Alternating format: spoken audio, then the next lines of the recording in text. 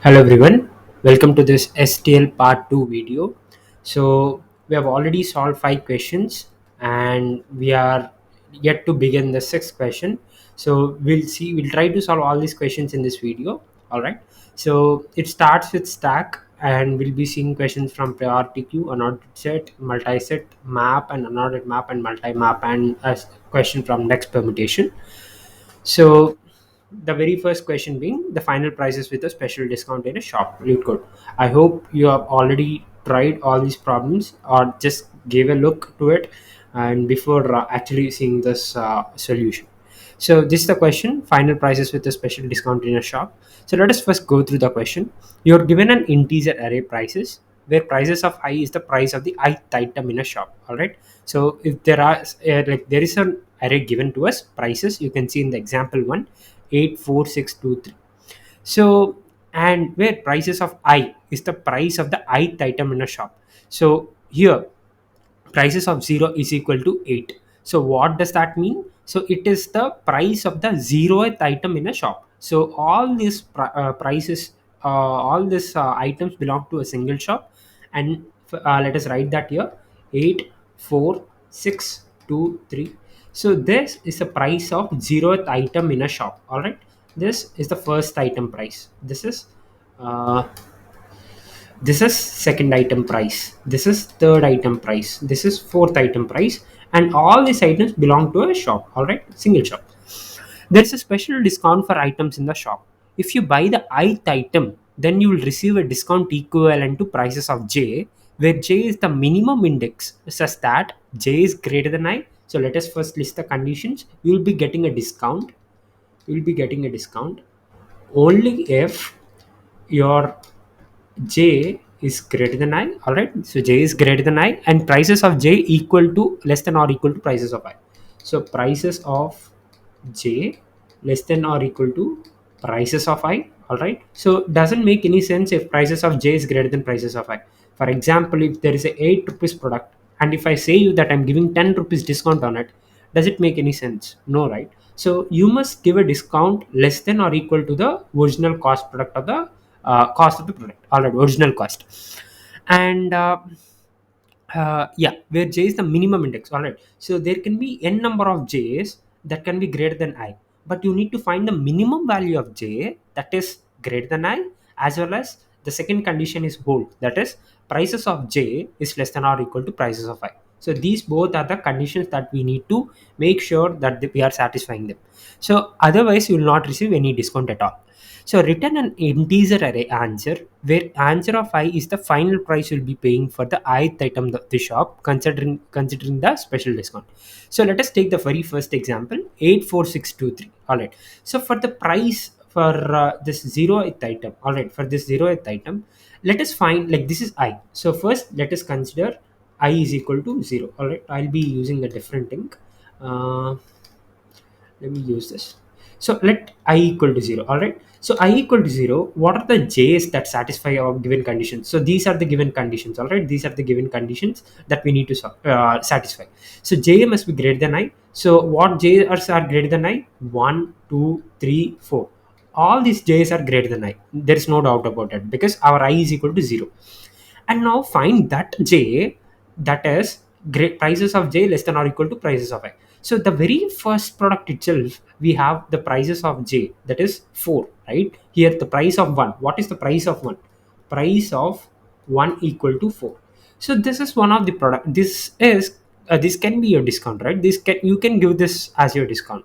So on the 0th product, you can give the first product price as the discount. So the discount would be, for I equal to 0, discount would be 4. All right, so the discount would be 4. So if discount is the 4, what would be the selling price? Selling price would be original price, that is 8, minus the discount that you're giving 4, which is equal to 4. This is the price at which you will be selling the 0th product. So that is what is asking. Return an integer array answer where answer of I is the final price you'll pay for the ith item of the shop. So it is like not the discount that you're giving, rather you need to show in the array the final price that your customer gonna pay for that product. All right, so I equal to 0, we are done. Now come to I equal to 1. So what are the j's that are greater than I equal to 1? So j2, 3, 4, right? And now find that value of j such that prices of j is less than or equal to prices of I. Come to the second product. Is this 6 less than or equal to 4? No. So we cannot give this as a discount. Come to the next j, 2. 2 can be given as a discount. Reason being 2 is less than 4. All right. So we can give this as a discount. So I equal to 1, the prices, the discount would be prices of 2. All right. So the second, sorry, this is what we are giving as a discount, right? So the index is prices of 3, and that is actually equal to 2. So the discount equal to 2. So how much you going to pay?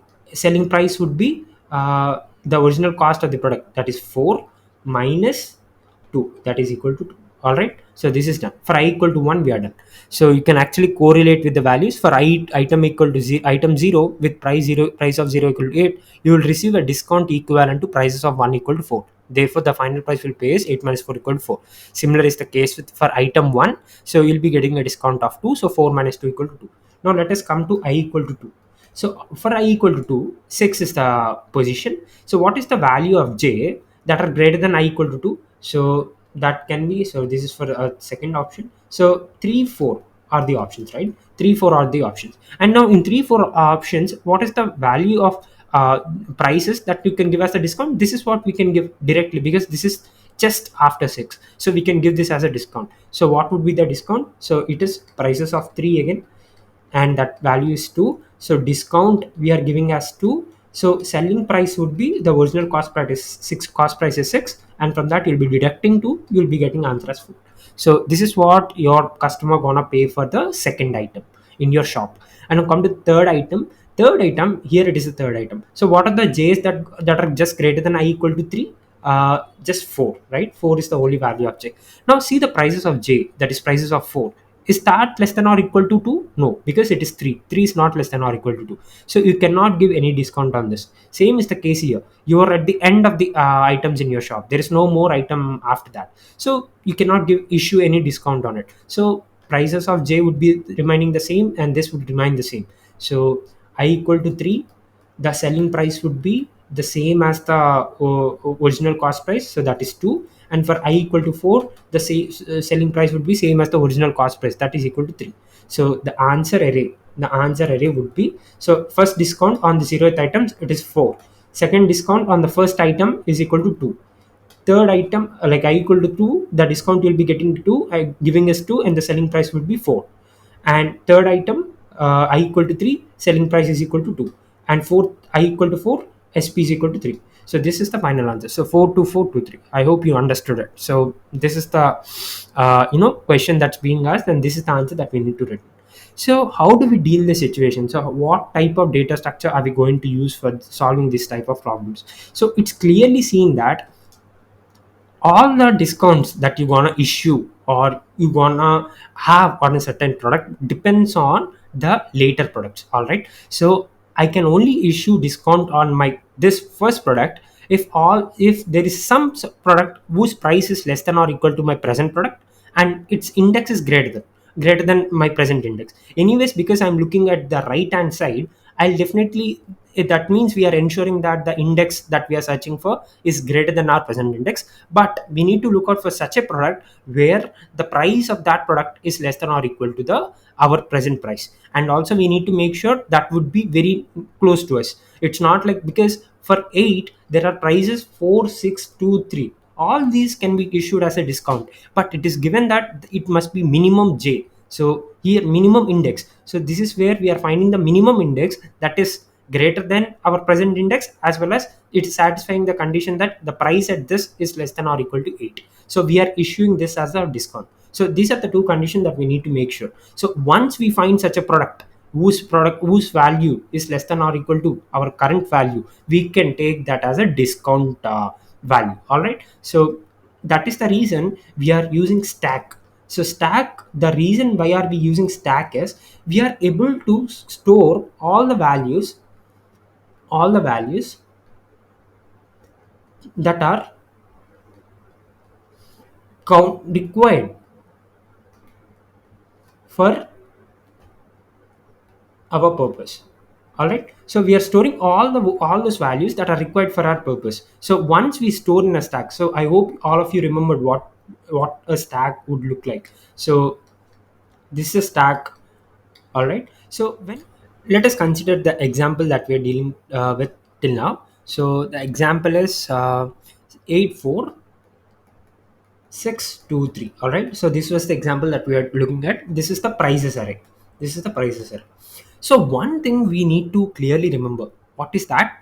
The prices of, like, mean the final price in the sense the selling price. Okay, so let this be this array. All right, so all the positions, like if I'm at this position, then I have the dependency of this on the rest of this four. All right, so if I would find some prices onto my right such that it is less than or equal to my current price, let us assume this is the current price x, and if I'm able to find some y such that y is less than or equal to x, then I can issue the discount and my final price would be x minus or x equal to x minus y. All right, so my final price would be x minus y.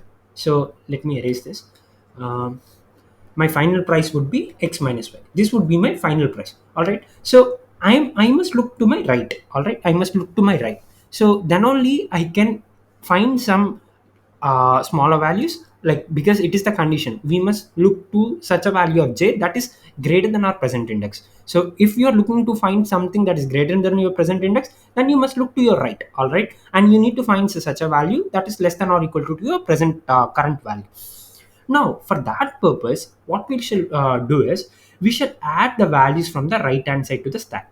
So initially, we'll first iterate from the right hand side from this point. All right, from n minus one. So we'll be iterating, and now when the initially the stack is empty, so we'll be putting this in this here in this stack. So I would be having 3 at this bottom. All right, 3 in the bottom, and now I'll come to this. When I come to 2, I'll find that there is some value in my stack. All right, there is some value in my stack, and now I'll compare this top value with my current value. Okay, because the main motto is for you to find for such a value that is less than or equal to your current value, as well as its index must be greater than your present index. That is the reason we are storing from right. Once you're storing from right, all the values you're storing from right, and you're iterating from right, you will be actually following the dependency on the right hand elements. Okay, so if I would have pushed the elements from the beginning, all right, so how can I compare? I cannot, there's no meaning in comparing, right? After I push 8,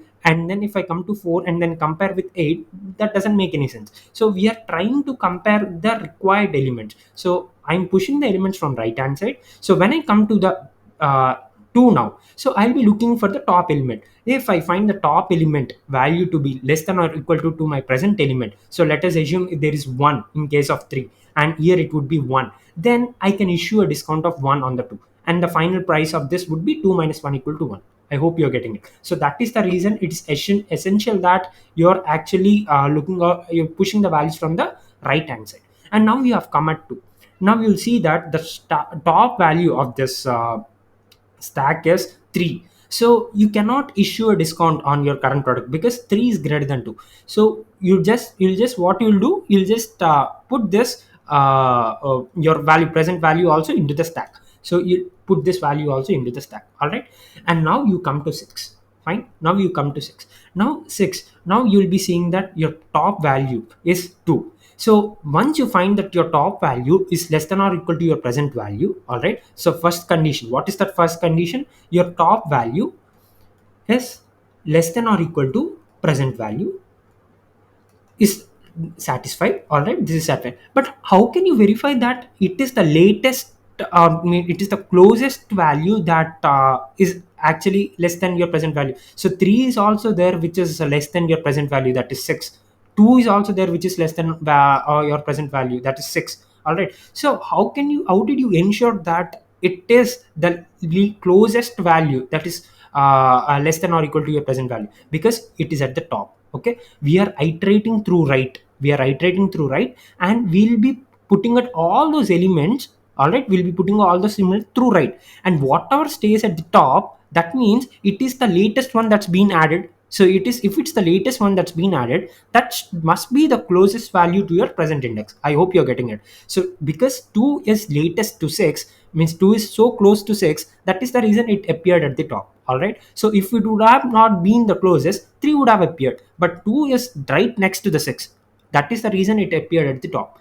And now because you can find that 2 is actually, all right, 2 is actually less than your 6, so you'll be issuing a discount of 6 minus 2, that is your final price would be 4. I hope you understood it. All right, now again you'll be pushing this value. Once you have got the discount to the final price, again push this 6. All right, and now come to the next value, 4. Now C4. For 4, you see that the top value 6 is not actually that required. You cannot give a discount of 6 because your value is 4. How can you issue a discount of 6 on it? So you cannot issue a discount on it. So what you'll do, you'll just pop it. Okay, you'll just remove it. So once you remove it, so it would be, so I'll just put this marker for removing. So now you'll find 2. So once you find 2, you can use that as your a discount. So it will be 4 minus 2. So the final discount you'll get is 2. So the final price will be 2. Because your 6 is greater than your present value, that is 4. So we are popping it from the stack. All right, we are popping it from the stack. We don't need it. We don't need it. So we are popping it from the stack. And after, and then you'll be iterating down. So what, for iterating down, you need to pop up the elements that are there on the stack, on the top of the elements, right? That is mandatory. It's not like a vector you can iterate just like that. You need to pop up all the elements that are there on the elements. So that's the reason you popped 6. Now you have come to 2 and you found that it is less than or equal to 4. So you have given a discount of 2 on 4. And now again add 4 into the stack. So it would be 4 in this fashion. All right. And now come to 8.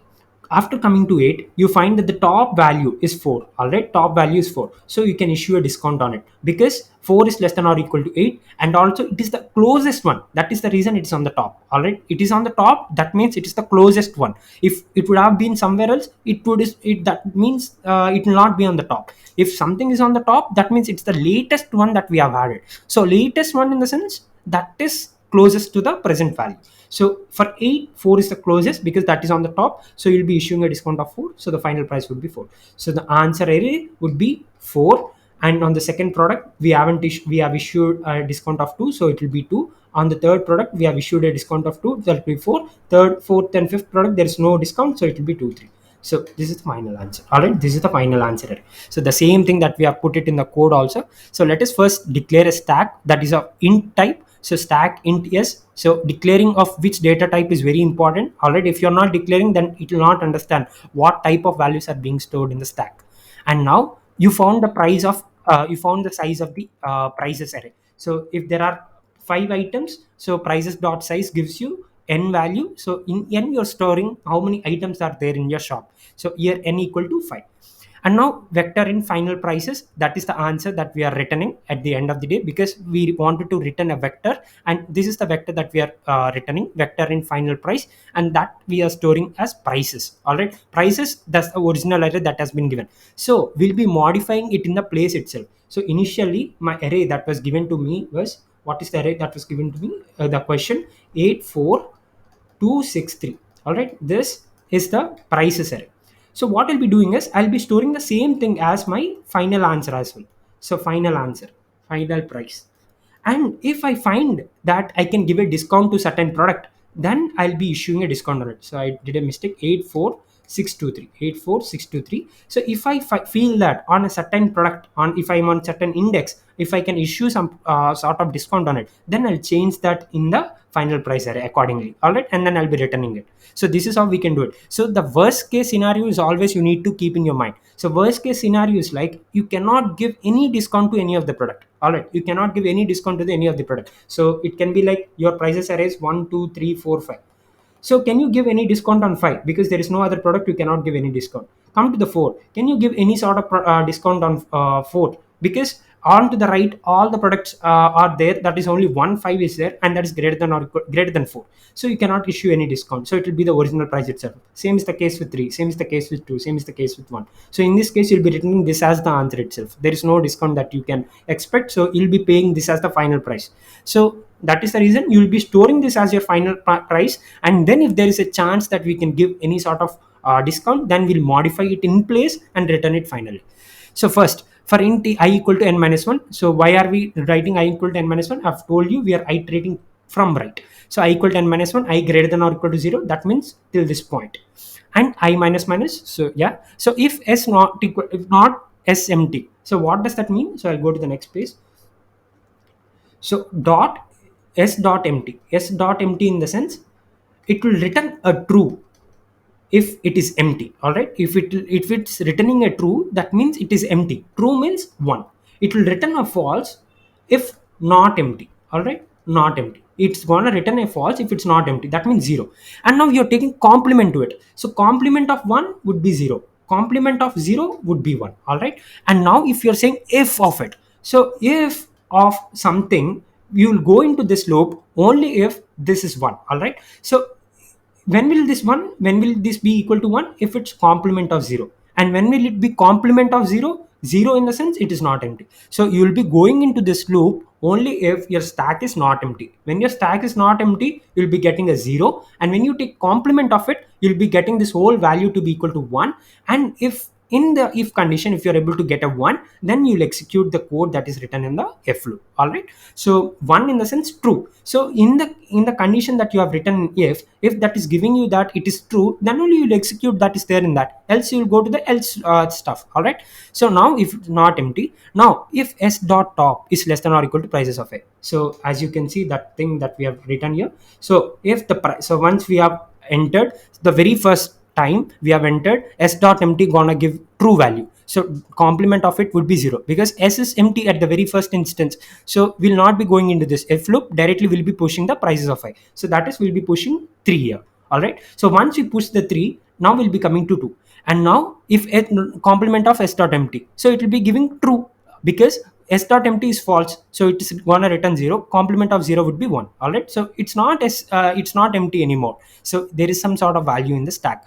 Now we'll compare the top value. Top value is 3, that is less than, or if it is less than or equal to prices of I that I'm at present, so 2, then I'll be deducting it. So final price of I, so final price directly on the final price index, I'll be deducting the value that is there in the s dot top. But it's not the case, right? Because 3 is not less than or equal to 2, so I cannot deduct 3 from 2. So what I'll be doing, so I'll be going to the while loop, I'll be going to the else, and then I'll be checking, okay, leave about 3, I'll be popping each and every element that is there in the stack, and I'll search for some other value that I can issue as the final discount. So what is my intention is, so I have not mentioned this previously, but yeah, this was the case. So when you're actually trying to look for the product, look for that such a product whose value can be given as a discount. So initially when you are at 2, there's only 3 in the stack. So what you'll be doing is you'll be popping up and you'll be checking whether you can find some other value that is less than or equal to 2 so that you can give a discount. All right, so you'll be popping it out. So once you pop it out, they'll be finding that the stack is empty and there's nothing to pop it. So you'll be just leaving it as the final price. All right, so that is what we have done. While not s dot not empty, like while not s is not empty and s dot top is greater than prices of I, I'll just keep popping. All right, so till the stack gets empty, till the stack gets empty and the top is greater than present value, okay, I'll be popping. Okay, till the stack doesn't gets empty, does not gets empty, and top of the top in the stack, the top element in the stack is greater than my present element, I'll be popping it out. Okay, I'll be popping it out, and this while condition goes on till we till these two conditions fulfill, and then it will stop. It will stop at one condition when either of them fails. Either stack gets empty or your top, you have found such a top that is less than present. So that is the reason we have written if condition. If the stack is not empty, that means we have found some element top that is less than your present value, so we'll be deducting that from your final price of I, and then we'll again push the prices of I. So this is how the for loop goes. I hope you understood it. So it's like you're searching the values onto your right. So that is the reason we have issued a stack, so that we can store the values accordingly, and we can delete the values accordingly if they are not of required for our purpose anymore. So that is the best use of stack, and I hope you have got enough clarity. So if you are not able to understand anything, try to watch the video once again. And yeah, I hope at like if you go through it, you'll be able to get some clarity. So let us run this code and check whether it's working or not. It must work perfectly fine because I've tried already. Yeah, so it run on the test cases, case 1, case 2, case 3. There are some test cases that are hidden from us. So on that, for that reason, we need to check whether it's working on them or not. So we need to submit the code. So let us submit and check. And yes, it worked. All right, so it worked. I hope you understood the code. So it's very easy. Firstly, we have stored the final price to be prices because that is the worst case possible. And then we have already issued a stack, so we are storing it the elements from the right hand side, and we are looking at a certain product and checking if we can find any product to the right hand side of that product that we can issue as a discount. So we are going through it, and we are pushing the elements accordingly. So I hope you understood it. So this is all for the sixth problem, and let us now go to the seventh problem. So we are done with the first six problems. So first five problems we have completed in the very first part. So we are done with this five problems, and now we have completed the sixth problem. So we'll now go to the seventh problem. K closest points to origin, and you can see the STL that we want to discuss in this particular problem is priority queues. All right. So So this is the priority queue question. So let us first go through the question first. So given an array of points where points of I is equal to xi, yi represents a point on the xy plane and an integer k, return the k closest points to the origin. So I hope you people have got enough clarity just by going through the very first part of the question. So see the input of sample input one. So sample example one. See the input. So points are 1 3, all right, minus 2 2. So these are the just 2 points that are given to us. All right. So it's like a 2D vector. All right. It's a 2D vector, and k given as 1. So what do you mean by k given as 1? So you need to return the closest point to origin. So among these 2 points, you need to choose that point that is closest to origin. Closest. Okay. Closest to origin. So that is what you need to do. And what's the other part that describes? So the distance between 2 points in the xy plane is in Euclidean distance, that is root over x1 minus x2 whole square plus y1 minus y2 whole square. We all might be aware of this because we all belong from the math background. So we should have this knowledge before. And you may return the answer in any order. So the answer is guaranteed to be unique except for the order that is in. For example, let us assume that I have given some points like minus 3 7, 3 4, and 2 4, 7 6, 9 3, 10 11, and 14 6. All right. So let us assume these are the points that I've given, and if I ask to find k equal to 4, all right, k equal to 4. So 2 comma 4, and then let us assume there is another point instead of 14 comma 6, minus 2 minus 4. All right.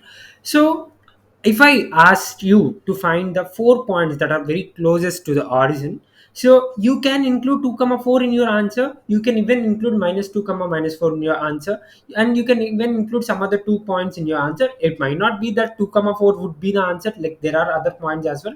So what do they mean is, so you need not particularly take the consideration of any order. Fine. So it may, the closest 4 points must be there. It's not like there is any specific order for those 4 points to appear in your answer list. There's nothing like that. Those 4 points can be in any order. All right, those 4 points can be in any order, but you need to make sure the closest 4 points are there in your answer. That is what we need to make sure. All right. So let us start with the very first sample input. So for this point, so 1 3, the distance is root over 1 square plus 3 square, so that is equal to root 10. And second point, minus 2 2, so the distance is root over 4 plus 4, that is root 8. So we can see that root 8 is less than root 10. So this is the closest point to origin. Closest to origin. I hope you people have understood like why is it closest to origin. So we'll be returning this as the answer. Minus 2, 2. This has the answer. Alright. So this is the question. Go to the second example as well. 3, 3, 5 minus 1, minus 2, 4. 3 points have been given and k equal to 2. That means we need to return the two closest points to the origin. So if you calculate it, we'll be getting to this conclusion that 3, 3 and minus 2, comma 4 would be the 2 points that are closest to the origin. Alright. So let us go to the solution now. So before going through the solution, let us first go through the idea. Okay, so the data structure that we are preferring here is priority queue. All right, priority queue.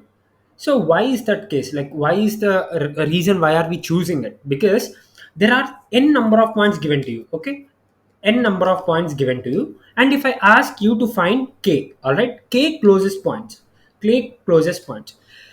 So, what does a priority queue do? If you people might have revised the priority queue concepts, or if you have any basic idea, you might be knowing this fact that if it is a minimum heap, all right, if it is a minimum heap, the value should be like if this is a priority queue. Wait a second. Yeah, if this is a priority queue, the values would be less like the ascending order, right? Ascending order. So from starting from the top to the bottom, you'll be finding the values in the ascending order. If it is a max heap, if it is a max heap, that is a conventional priority queue. So in this case, the value should be in the descending order. So what do we actually need in this question? We need that we find the first k values of the ascending order. All right. So from the top, we need first k values. Why first k values from the top? Because on the top we have minimum value. Minimum value in the sense that is the closest to the origin. If you have seen this example, root 10 and root 8, why are we choosing root 8 instead of root 10? Because root 8 is less than root 10, and we need the least values. Why least values in the sense they mean that they are very closest to the origin. So if you are maintaining a priority queue and if you are pushing the elements into it, all right, let me use a different thing. So if you're pushing an elements into it, the priority queue automatically rearranges the values into the ascending order, given that it is a minimum heap. Okay, so from the top we can take the k elements, like all the k elements that we need we can take, and we can return them into the answer, into the function. We can return them to the function, and that would be our answer.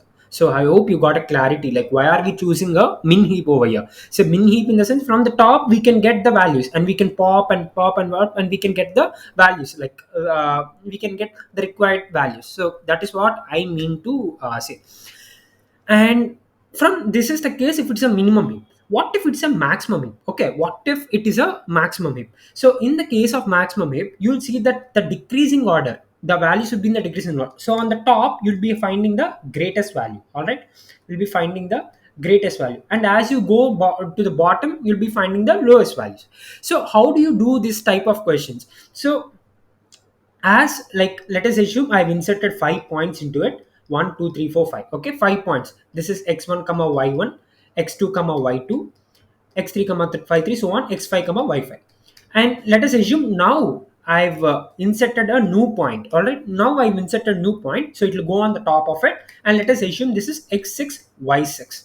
All right, now if it is x6 y6, and if I say that this distance x6 y6 coordinate to the origin is less than, okay, is it is less than the one of the points, like in the top point, let us assume the top point is x1 y1. All right, x1 y1. Let us assume the distance between origin to this point is less than this x1 comma y1. So how do you rearrange the values now? Priority queue makes sure the top values remains the highest value. So this goes to the bottom, this goes to the bottom, and because I need only 5 points, let us assume my k equal to 5. So I need only 5 points. So I need to take this out. All right, I need to take this out. So I'll be using the pop. So once I do the pop, the top element would be removed. So top element in the sense the highest among the 6 elements. Now when you insert a 6th point, you have 6 elements. All right, you have 6 elements, and from the top you'll be getting the values from the increasing order, decreasing order. So highest would be here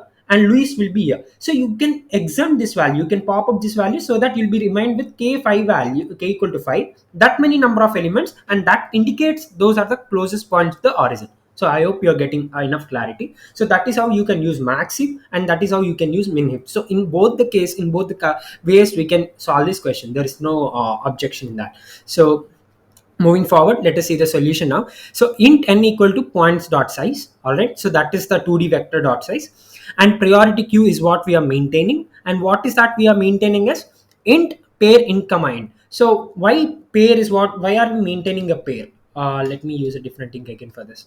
Pair, why are we using a pair for it? So pair can store two values, right? Pair can store two values. So one value is what I'm storing as an int type, uh, int type, and another value I'm storing it as a pair type. So int value is actually the distance, and pair value is actually the point. All right, so x comma y is what I'm storing, and int is the distance between x comma y to 0 comma 0. That is the int. So in two values I'm storing in each and every like each and every box of the result. Sorry, priority queue. Priority queue is what we have taken. So priority queue would be like this, and in this we are inserting a pair type data. So the pair type data is like this. Okay, it has two values, one is int, one is pair. So that is the reason we have mentioned the data type pair int comma int, and we have named the priority queue to be pq. Now vector int result. So because we are returning the points as the answer, we need to make sure it is a 2D vector. All right, that is the reason we have declared vector of vector int result. So for int I equal to 0, I less than an I plus plus, now we are iterating through the points vector that has been given to us. Int x would be points of I of 0. All right, so if we take this example 1 3, so this would be the first point. So in this case, our x would be points of I of 0. So that is 1. And y would be points of I of 1. That would be 3. All right. Now distance is basically nothing but root over x square plus y square. So you need not do the root, all right? Because if you calculate x square plus y square, and for x1 and y1, and x2 square plus y2 square, so if x2 square plus y2 square is greater than x1 square plus y1 square, if you apply the root, it will be the same condition. Like this will be again more than x1 square plus y1 square root. So there is no need to apply the square root. All right, it's not needed. You just calculate x square plus y square. That is more than enough. So distance is that, and now you're pushing distance and x comma y point. All right, now if pq dot size is greater than k, I'm popping. So why am I doing this? Because it is, I'm max if, that is what I'm using. So if there are already k points in the priority queue, and now when I'm inserting k plus 1th element, okay, k plus 1th element, when I'm adding k plus 1th element, the priority queue will arrange itself such that the highest value will be on the top. And now that I'll pop it, because I just need 5 points, and I need 5 points to be the least possible of all the 6. Okay, so when I'm actually trying to take k equal to 5 points, if there are 5 points already inside, when I'm adding k equal to 6, or when I'm adding 6th element, and because I need only 5 points, so priority queue will already arrange itself in the decreasing order, and I'll be popping out the top element, because top element is the highest among all the 6 elements that are there in the priority queue at present situation. So we'll be having only 5 points when we pop that out. So that would be the answer. So we'll be going through each and every point, putting it in the priority queue, and get that. So while pq.empty, not pq.empty, so the same thing that we have previously discussed in the case of for loop. So while pq.empty, not pq.empty, complement of pq.empty, in the sense not pq.empty, that means till the pq dot, till the priority queue doesn't be empty, doesn't get empty, we'll be doing this operation. What is that operation that we'll be doing? Int x will be pq dot top dot second dot first. What do we mean by pq dot top? So pq is a priority queue. All right, pq is a priority queue, and pq dot top is the first element of pq. And what is that? It is a pair type. All right, it is a pair type, because we have already decided it is a pair type. And dot second in the sense, because the pair has two elements. What are those two elements that it consists of? One, distance, that is it, and second, the points x comma y. And what are those, the data type for it? Pair. All right, so now in this point, so this is what you're accessing, because you want the answer to be not the distance, you want the answer to be your points. All right, so this you are written in this point. So how do you access it? pq dot top dot second. In when you're actually telling pq dot top, it has got to this data type, and in that you're opting for this. All right, in that you're opting for this pair. So that is why you're mentioning dot second. Okay, pair dot second, and this pair dot second, in that you have two values, x and y. So that is what we are denoting it. Int x is equal to pq dot top dot second dot first, because this is the first of this whole transaction. All right, this is the whole transaction. In that, the first element is this and the second element is this. So int y equal to pq dot top dot second dot second. All right, so this pair is basically nothing but pq dot top. All right, and when you go to this point, this is pq dot top dot second. All right, because you're accessing the second element in this pair, that is a pair again, and in that pair you are accessing the first element. So first, that would be your x coordinate. Similar is the case with y coordinate. All right, and now once you access, you get that, pop it up and put vector in point to be x comma y. All right, so we are declaring a vector uh, which is only of two size, so that you'll be putting x, the x that you have got, and y that you have got, and you'll be pushing back that point to the 2D vector that we have maintained. That is the result. All right, so you can even directly do this, I guess. So you can just take this out. So instead of declaring a vector and doing it, we can just directly push this. All right, so this would work. So result dot push back of x comma y. So this x and y that we have got, we are pushing that into the result. So result would be like this. So result would be like, let us assume there are 5 points. So in that five boxes, we'll be having vector like this. Okay, so vector like this will be having, and that vector will be all of two size vector, and this would be x point, this would be y point. Similar is the case with all the other boxes as well. So that you're pushing back. So once you're pushing, this block is done. Now we'll go to the second block, third block, fourth block, fifth block, till the priority queue gets empty. All right, till the priority queue gets empty, you'll be doing it, and finally you'll be returning the result. So now let's run the code. So it worked. So let us work on the hidden cases as well. So it worked. All right, so this is as easy as that possible. So basically you're trying to use a priority queue, understand why are we using a priority queue, why do we actually need to use it, and then how are we using it, because priority queue has two types, min heap, max heap. So why are we using a min heap here or max heap here? That is what you need to understand. You can use both of them, there's nothing wrong in it, but you need to make sure, like, if you're using a max heap, how do you use it? So what is the functionality of max heap? From the top to the bottom, it maintains the values in a decreasing order. So the top value would be the highest among all the elements that are there in that particular point of time. All right, in that particular point of time, the elements that you have, on depending, comparing all those elements, the highest value element will be on the top. Because you don't want the highest value of element, you'll be popping it up as your pq dot size goes more than k, because we need only k. All right, we don't need more than k, we need only k. So once your pq dot size goes more than k, that means there are extra elements. So the top elements is what you can pop it up, because those are the highest value points and you don't need them. You want the least value of points that are possible. So you can start popping them up, and you'll be remain with only k size pq, and you can push all the results in all the points, coordinate points, into result, and then finally return that result vector, 2D vector. All right, so I hope you people understood it. It's a very easy problem, conventional and conceptual problem. So if you're not able to understand, just go through the video again. I'm damn sure you'll understand the very next time. So we are done with this problem. Let me take this. So we'll go to the next problem now. Now starting the next question. So we have done the seventh question. Now this is eighth question. So that is longest consecutive sequence, and we'll be using unordered set here. So let us go through the question first. So given an unordered, unsorted array of integers nums, uh, return the length of the longest consecutive element sequence. You must write an algorithm that runs in O of n and leave that. So nums is equal to 100, 4, 200, 132. So this is the array that has been given to us. So what is it?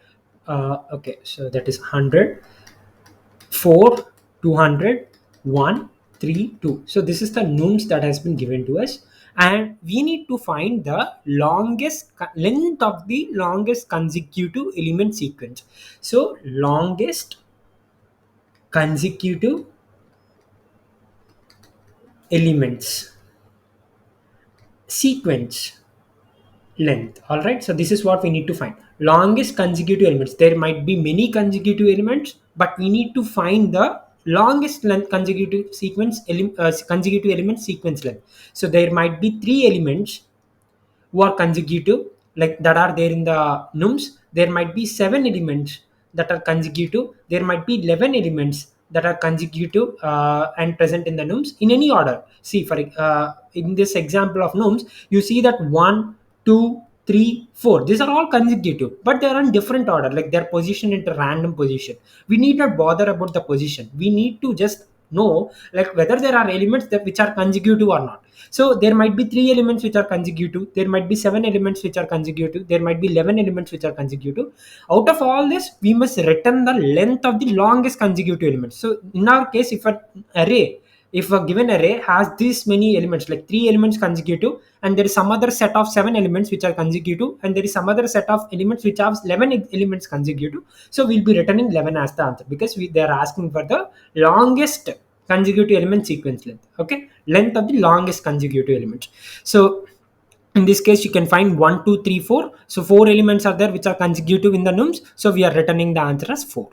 And now go to this example. So what is that example? 0 3 7 2 5 8 4 6 0 1. All right, now if you see, we have 0 1 2 3 4 5 6 7 8. All right, so we have totally, including with 0, we have 9 elements, consecutive elements. Those are all consecutive elements, but positioned at random order. We don't need to bother about the order they are placed, position they are placed. We just need to know whether the consecutive elements are there in the nums array or not. So there are 9 elements, and that is the maximum length possible, because there is only one set of 9 elements that are there. There's no other set of consecutive elements that are there in this nums. So we'll be returning this as the answer. All right, so this is the question. So how are we going to deal with it? So the set, as you have already seen, the data structure that we're gonna use is set. All right, so unordered set basically. So because we are not bothered about order, like the order of the elements, even it is stated, it's indirectly stated in the question, like we don't need to bother about the order, right? So what do we do with the order? Does that make any significant contribution to our approach or something? No. So we don't need to bother use the set. So what is a set? Set maintains order, set maintains order, set maintains uniqueness. So there'll not be any duplicate elements. But what is the difference between set and unordered set? This order will not be there. All right, in an unordered set, your elements will be placed randomly, but there will not be any duplicates. Uniqueness will be maintained. So that is the main importance, because we are not using any because we are not using about the order, we are not bothered about the order of the elements. We don't use a set, rather we use an unordered set. So unordered set is what we'll be using. And first thing what we'll be doing is, let me use another color. So first thing that we do is push all elements. Okay, push all elements in the nums to the set. Okay, push all the elements in the nums to the set. First push all the elements to the set. And now our approach would be, we'll be going through each and every element in the set. Let us assume in our case we have named the set to be cow. Okay, the set name to be cow. Now every element I'll be going in the cow. So let us take this example. First example that we have 104 200 132. Okay, 100 4 200 132, and I'm putting this in the set. I'm putting all the elements into the set. Let us assume this in the same order the elements have been placed in the set. There is no guarantee that it will be placed in the set on itself. Any random order it can be placed in the curve. So let us assume the same way it is placed in the set also. 100 4 200 132. Okay, so these are in set. Now this is a vector is what of you denote like this, and this is a set. All right, this is a set. Now I'll come to the very first element. When I come to the very first element, I'll check if there is any presence of an element that is just less than 100. What is a just less than 100 element? 99. If I find 99, that means I can say that I can find a sequence with that is starting with 99, isn't it? If there is no element that is just below, just less than this, then I can say this is the fresh element, right? This is the fresh element. Somehow there's a chance that if possible, we can find a sequence starting with this 100 itself. But if I find 99, then I cannot say a sequence starting with 100. I must say a sequence starting with 99, provided that there is no 98 in the set. All right. So I must look for the starting element. So if there is an 100 is in my set, so I'll be looking out for 99. If there is a 99, I'll be looking out for 98. If there is no 98, I'll be stopping at 99, and I'll say that I have found some sequence that is starting with 99, but I still don't know the length of it. But I got to know that there is some sequence that is starting with 99 because there is no 98. We can start with 99, we can go to 100, but there might be a chance of 101. We don't know, but we got to know the clarity that there is some sequence that is starting with 99. All right, but in our case there is no 99, so there is no sequence starting with 99. So 100 is the first element of a sequence. There might be a sequence. If there is 101, then 100 can be the start of that sequence. So we don't know whether it's there or not. So first we'll see that if if we are able to find some 99, then we'll skip that element. We'll not and do any analysis on it. We'll just skip it and go to that element. Once we reach that element, then we'll do the analysis on it. Now, because now first we'll do cow dot count of val minus 1. So what does this? I'll go to the next page. So dot val of, so set name dot of val of some element. Okay, some element. What does this give? So sorry, this is count, right? Sorry. uh, Set dot count of some element. Okay, so this gives 1 if there in set. All right, if there in set, 0 if not there. If not there. All right, if not present. So if an element is there in the set, then it would give 1 as the answer. So cow dot count of val minus 1, first is the case 100, so 100 is what we have taken, and for this cow val minus 1 would be 99. And in our cow we are checking, in the set we are checking if there's any 99 in our set, we are asking to the set.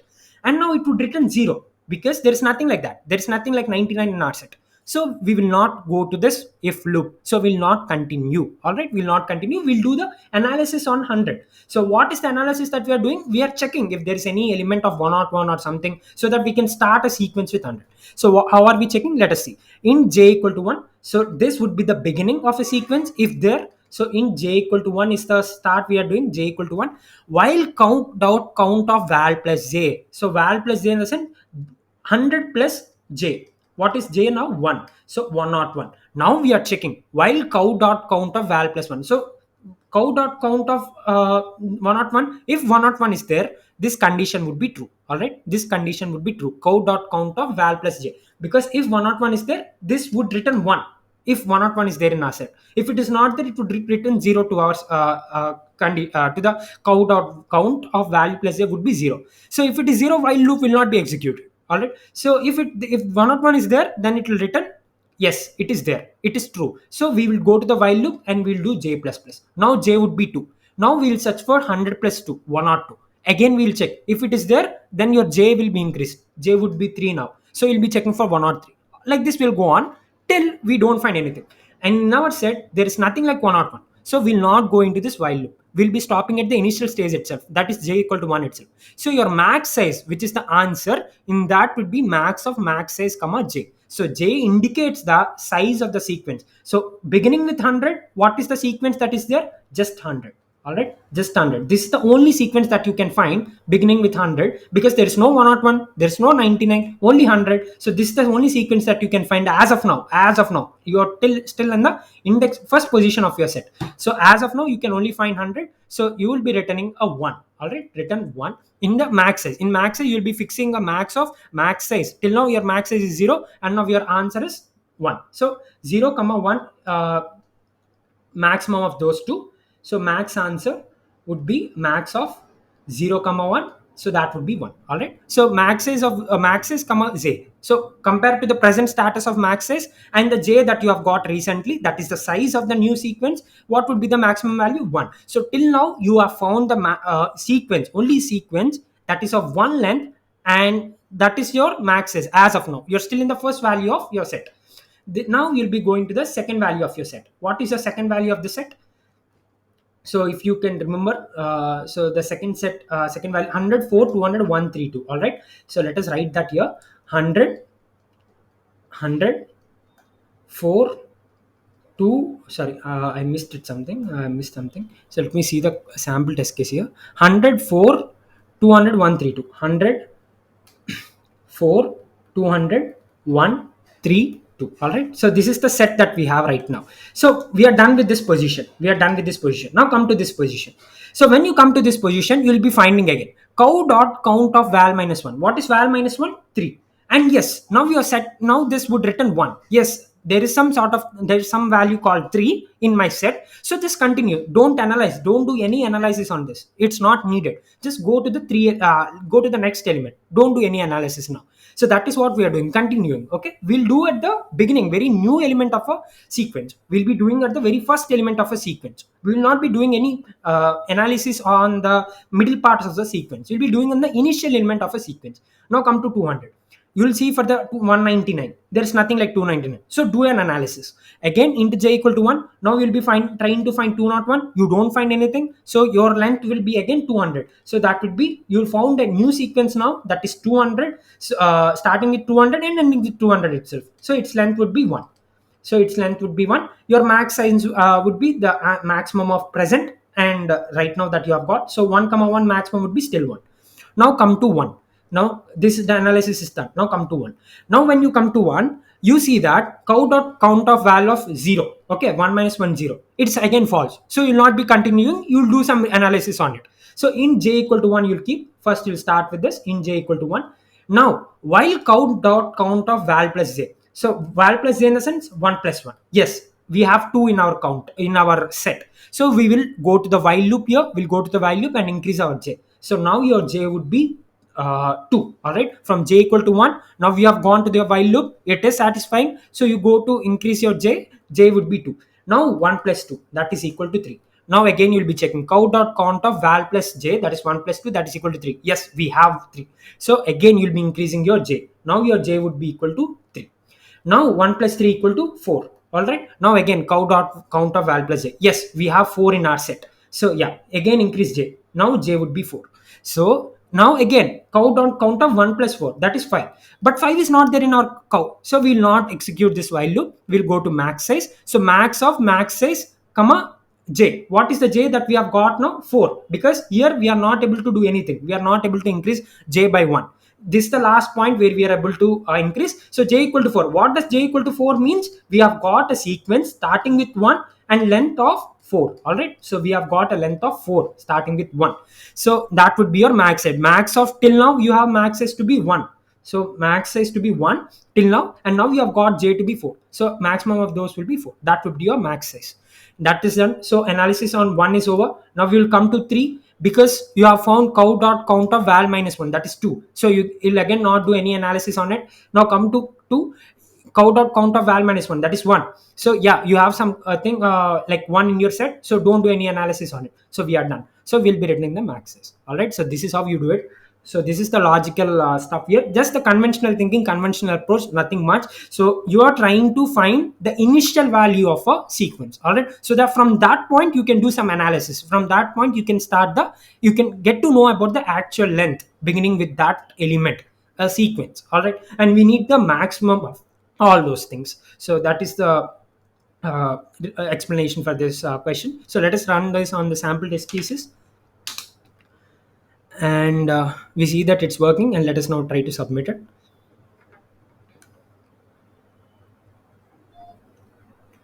And yes, it worked out fine. So this is the conventional approach. If you are not able to understand at any point, pause the video, try doing it on your own, try analyzing what am I trying to say, and watch the video again. All right, so this is it for it. So we are done with this consecutive stuff.